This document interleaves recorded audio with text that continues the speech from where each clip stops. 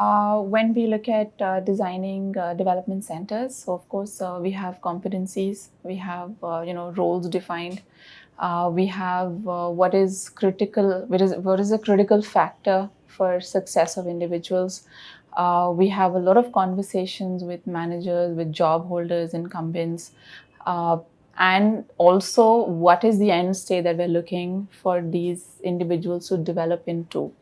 And it's only that uh, gap between what is it that is desired and the understanding of where the current state is taken into account when we're actually giving a brief to our consulting partners.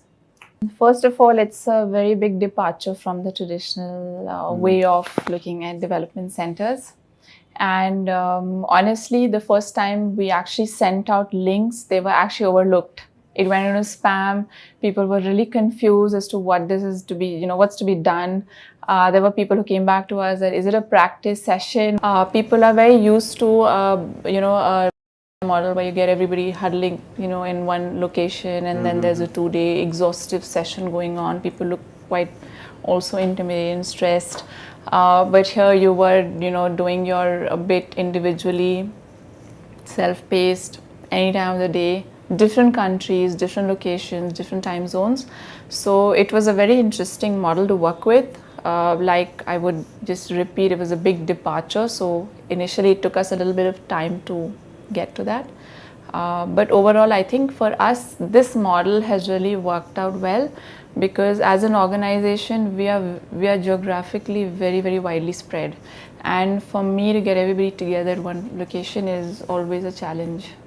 First of all, from time perspective, very easy to execute and implement. Once we've had our briefing with the team and we've got all the things set up, it's literally a click away. No logistics hassles. Even from back end, the data and everything that's required is really easy to implement. Cost is like, it's incomparable. It's really, really very cost effective.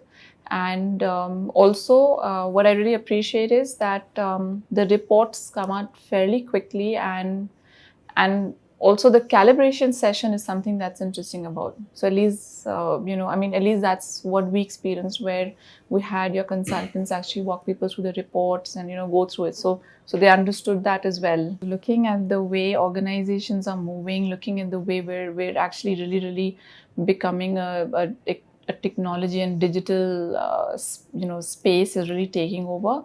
I see a lot of traditional classroom settings for learning or development centers really, really moving away. I don't think it'll ever go away, but I think this is going to be a very predominant part of assessment and training and learning going forward. So firstly, we need to be very clear with what is the competency, very clear on, what is the role, what are the success factors, what are the critical measures, all that clarity needs to be there.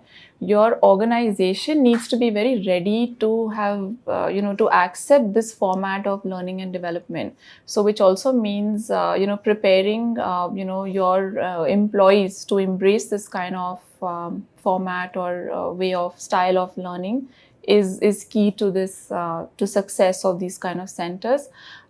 Secondly, it's also business alignment, because a lot of times many people feel that because it's not exhaustive, it's not as much time invested, it's not a psychologist or a behavioral scientist observing a behavior, so is it going to give you less insight? So those are some of the myths that need to be addressed before actually you roll out and embrace this kind of a format.